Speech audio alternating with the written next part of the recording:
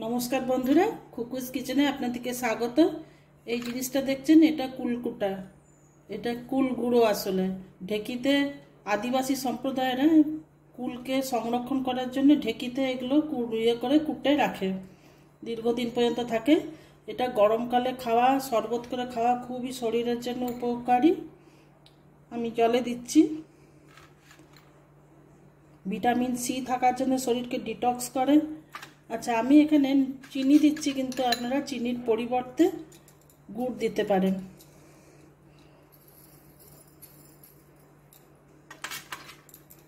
শরীরকে হাইড্রেট রাখে, যার জন্য গরমকালে খাওয়া খুবই উপকারী।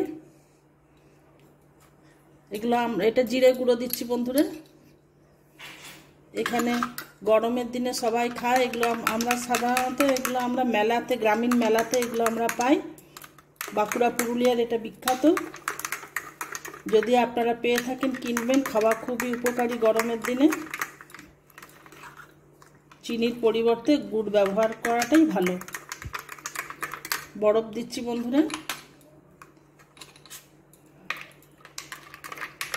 এতে শরীরে তাপ লাগে না বলে ওরা রোদে কাজ করতে পারে। যদি কুলকুটা পেয়ে থাকেন কিনে সংরক্ষণ করে রাখবেন। ধন্যবাদ বন্ধুরা।